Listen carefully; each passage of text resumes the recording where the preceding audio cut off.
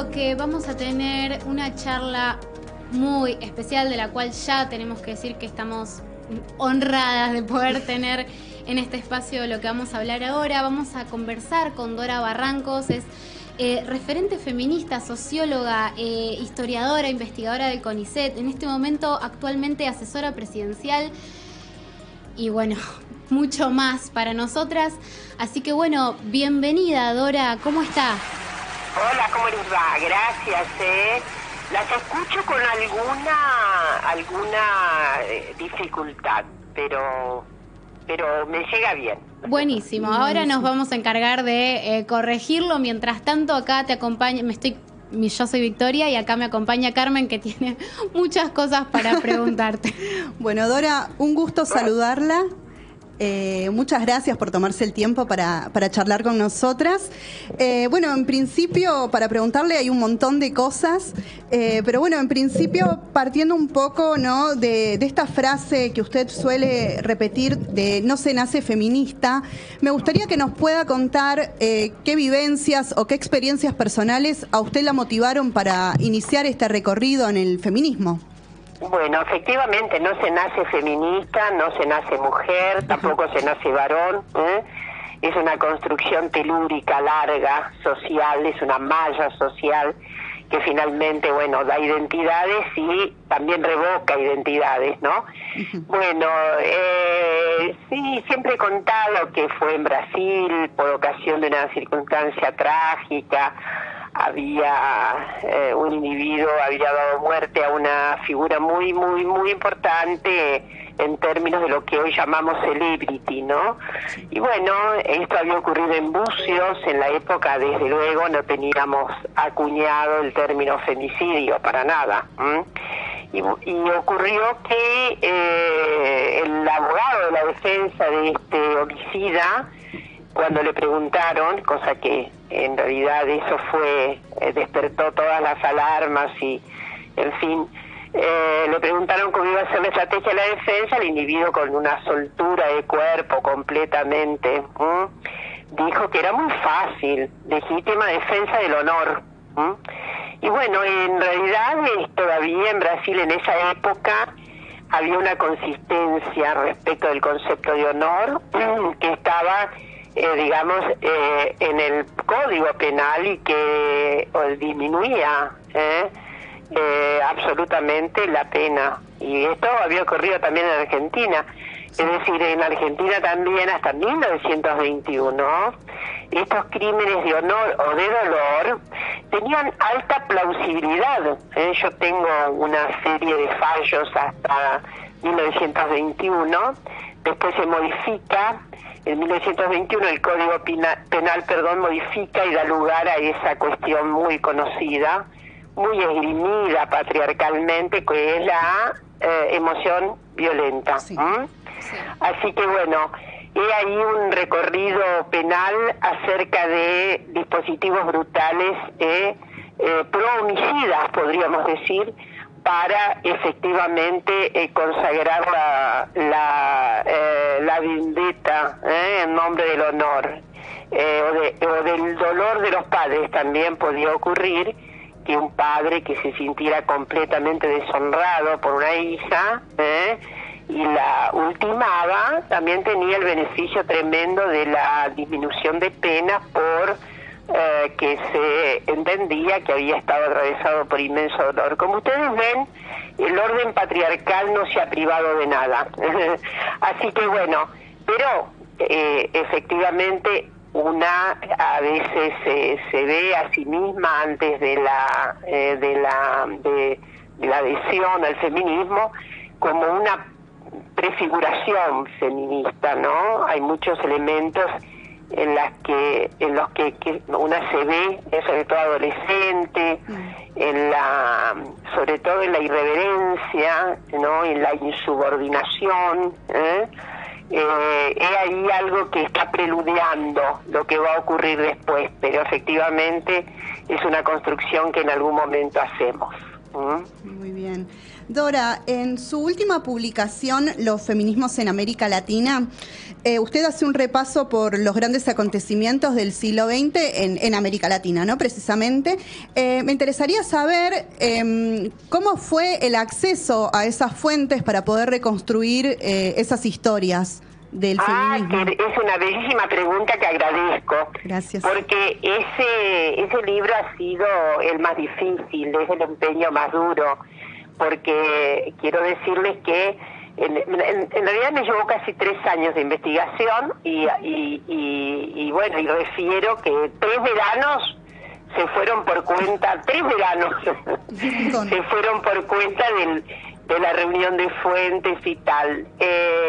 Sí, yo tenía un cierto acopio, imaginen ustedes que, en fin, cuando me propusieron hacer esta obra, y yo dije con tanta bizarría, sí como no,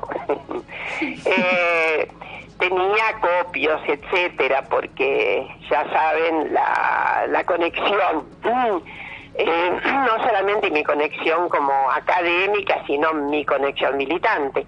Pero bueno, en algunos lugares fue muy difícil porque el estado del arte, o sea, el estado de la cuestión de historia de las mujeres e historia de los feminismos, era muy limitada. Hay países en donde hay ya una gran construcción. Bueno, voy a nombrarlos porque no... México tiene un gran aporte, hay una gran contribución historiográfica, ¿no? Chile también, Uruguay también, digo esto, Colombia tiene algo importante, pero Costa Rica hay un trabajo muy muy importante, pero en otros países hay, digamos, no hay una tan alta especialización en esta historiografía. Entonces, pero tuve la suerte también de contribuciones fundamentales, ¿no? De colegas que habían investigado otras cuestiones relativas a muchos países, y entonces ahí había hilos muy muy importantes, ¿no? Entonces sí, en todo y cualquier lugar ha habido gente que me ha ayudado mucho también, y también debo decir que hay países en donde ha habido un acopio fundamental de fuentes, de digitalización de fuentes, que eso tiene un significado enorme para quienes estamos intentando estas reconstrucciones, ¿no? Claro. Así que bueno, ha sido una tarea ardua, pero ha sido una tarea de muchísima cooperación. A lo largo de América Latina he tenido colegas, amigas muy cooperantes, así que eso pudo abastecerme mucho, ¿no? Pero bueno, es una síntesis, de modo obligado, porque la colección se llama justamente Historias Mínimas, historias mínimas que acá dan más de 200 páginas, como ustedes pueden imaginar, pero que de todos modos obliga a síntesis, ¿no? Obliga a una selección, a una necesaria exposición de los motivos centrales. En fin, para mí, y con esto termino esta parte, para mí fue un aprendizaje extraordinario, porque ustedes saben que en realidad la base epistemológica, que alguna vez me enseñó un gran profesor brasileño, es que vamos del saber al no saber. Entonces, ¿qué quiere decir? Que el punto al que hemos llegado ahora es nuevamente un punto en donde, bueno, no sé muchas cosas todavía, muchas. Ha sido, de todas maneras, un viaje muy hermoso para mí, porque la primera que se modifica en esto es una misma, ¿no? Es decir, yo no tenía tantas noticias de algunas figuras muy, muy interesantes. Yo voy a situar una que se nos había escapado, para quienes han sido sus contemporáneas y demás, puede ser, y sobre todo en su nación, ¿no? En Venezuela, Argelia Laya. Argelia es una figura prominente afrodescendiente, una feminista afrodescendiente. y bueno, que además tuvo una actuación muy importante en la izquierda, en la guerrilla, etcétera, y que además nunca dejó de adherir a los principios del feminismo, muy, una figura muy descollante. Así que bueno, esas son transformaciones muy importantes que una misma tiene, ¿no? Claro. Dora, escuchándola, me viene a la mente preguntarle, para quienes no están familiarizados con el término, si podría explicar en qué consiste la investigación con perspectiva feminista. Bueno, muy bien, lo digo. La investigación con perspectiva feminista dice que uno se pone del punto de vista, efectivamente, de ver, de percibir, de hacer inteligibles, sobre todo de hacer visibles, todas las circunstancias, los fenómenos, los procesos, las interacciones, las articulaciones en las que hay, obviamente las mujeres están ahí presentes. Siempre hay mujeres, siempre. El asunto es cómo la historia las ha invisibilizado o desdeñado. A veces las historias han hecho un cierto parate para decir, ¿no? Por ejemplo, Juana Zurduy no dejó de tener mentores, aún de varones muy patriarcales en la historiografía nuestra. Hubo una observación acerca de Juana. Bueno, pero Juana es una figura extraordinaria, ¿no? Y el asunto son las figuras ordinarias, que entonces pasan sin pena ni gloria. En fin, y la perspectiva feminista en la historia hace visibles a las mujeres, hace visibles sus acciones, sean grandes contribuciones o no. Bien. Porque alguna vez con una querida colega decíamos que bueno, lo que hay que desechar es también la maniobra aquella contribucionista, ¿no? Las mujeres pueden, no se trata de las grandes contribuciones, se trata de, en fin, demostrar que la historia la hacen, felizmente la hacen los varones, las mujeres y la diáspora, la gran diáspora, que también es una advertencia de los tiempos que corren, es una advertencia de los tiempos que corren. Bien. Pensando un poco en el contexto actual, ¿es posible actualmente pensar en una articulación entre el feminismo más leído, el más académico a lo mejor, respecto a otras mujeres que se perciben y se sienten feministas, pero que tal vez por cuestiones de recursos no han logrado leer a todas las autoras o conocer todo sobre la teoría feminista?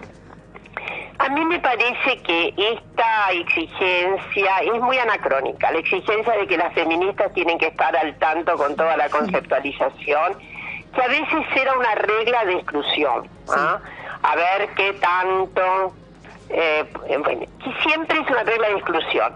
Yo creo que lo más bonito que está ocurriendo hoy es toda esa manifestación feminista derramada, que inclusive da la condición de posibilidad de mujeres que no saben que son feministas, está claro lo que quiero decir, pero que tienen obviamente insurgencias, insubordinaciones, reclamos, contestaciones, etcétera, y eso es lo que importa, lo que interesa es eso, la rotulación es absolutamente lo de menos, ¿no?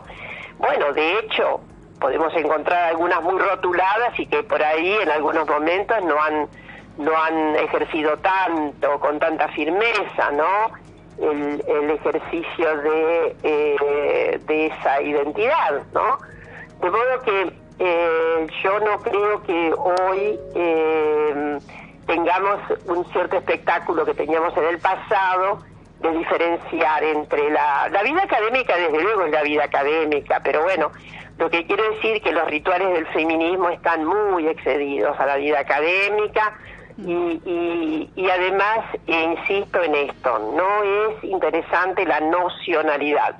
Lo que es interesante es la conducta insurgente. Bueno, sí, en algunos casos, además, es muy estratégico saber más. Es muy estratégico, por supuesto. cuando se está al frente de la, ¿cómo decirlo?, de la administración pública, cuando se está al frente de un cargo que implica, obviamente, tener que tomar resoluciones, crear políticas.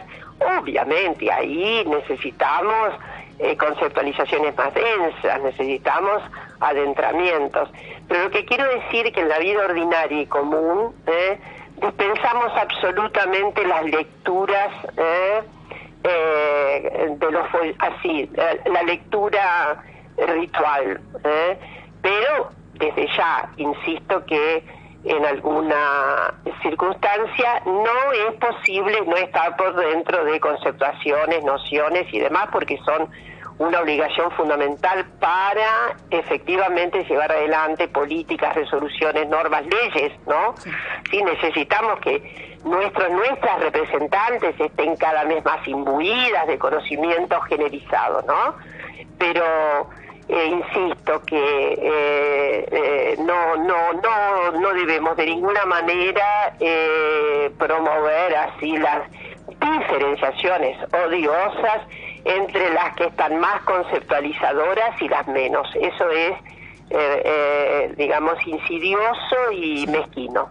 Perfecto, clarísimo. Sobre eso hay otra cuestión que a nosotras dos nos genera a veces dudas, que tiene que ver con que hay mucha práctica de la divulgación actualmente y que a veces se retroalimenta de las dinámicas de los medios de comunicación, las redes sociales, que demandan cierta urgencia, cierta necesidad de estar al tanto con opiniones cerradas de absolutamente todo. Digo, nos genera muchas dudas esto. ¿Usted cómo ve la comunicación feminista actual? Bueno, ahí sí que podemos tener un problema, porque quien hace comunicación ya tiene que estar muy obligada a la formación. ¿Está claro lo que quiero decir? Sí. Ahí no hay, está dentro del repertorio de aquellas a las que obligamos estar por dentro, hacerse de lecturas, hacer el debate denso, estar informada. No puede haber simplemente una mera repetición, a veces muy desfigurada, sí, a veces muy desfigurada. Encontramos que a veces se dicen cosas muy desfiguradas porque en realidad o porque no han ido suficientemente a las fuentes o porque, en fin, hay una construcción de la construcción de la construcción de la construcción y entonces hay una desfiguración, por así decirlo, ¿no? Entonces, ¿quién comunica?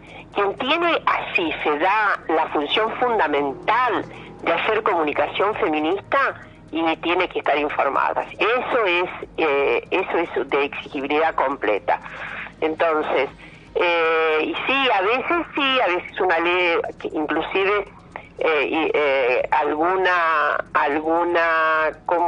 reducción, ¿no? Alguna economía muy grande de la conceptuación, Entonces, en esas reducciones ya se sabe lo que ocurre, ¿no? Hay deformaciones, grandes autorías suelen, en la medida en que tienen una evocación y en fin, puede haber una transfiguración, ¿no? Siempre es necesario volver a las fuentes y cuando digo esto estoy diciéndome a mí misma, ¿no? Es muy importante de vez en cuando volver a revisar los papeles. Dora, le hacemos la última pregunta de esta nota que tiene que ver con, bueno, lo que va a suceder el 29 en la Cámara de Senadores, pero no particularmente por cómo cree que van a suceder las cosas, sino pensando en un posible día después, digamos, si somos optimistas y pensamos que puede haber una ley, ¿qué pasa después? ¿Qué tenemos que pensar para el día después? Bueno, primero pensemos en el día, con mucha expectativa optimista, con mucha apuesta, con mucha energía, con mucho conato, así de alta expectatividad, eso es lo que tenemos por delante. Y el día después comienzan una serie de fenómenos, de procesos, algunos tienen, de esos procesos tienen cierta previsibilidad, bueno, que son negativos, tentativas seguramente a crear circunstancias adversas dentro de presentaciones ante el Poder Judicial, eso es inimaginable, ¿no? Tentativas de paro a la ley, tentativas de, en fin, nunca faltan esas iniciativas de obstaculizantes, pero bueno, luego me parece que sí, tenemos que pensar en cuestiones como que cuáles serán los ardides, las mañas, las tretas, para que la objeción de conciencia no sea como dice la ley, sino que tenga una ampliación descomedida, desmedida y en todo caso contraria a la ley, eso también hay que pensarlo. Debemos pensar en algunos sectores de salud que aún obligados por la ley como están, pues todo el sector público, el sector de las obras sociales, el sector, en fin, están con obligaciones, estarán con obligaciones, en fin, obstáculos no van a faltar, pero creo que vamos a tener mucha creatividad, esperamos tener mucha creatividad, sobre todo para ir sorteando cada una de estas adversidades que están ahí. En Europa también pasó lo mismo, en algunas sociedades, imaginen ustedes, ¿no? Allá, finales de los 70, donde las primeras naciones europeas, hoy es Unión, pero comenzaban con estos dispositivos fundamentales de ampliación de derechos, hubo muchísima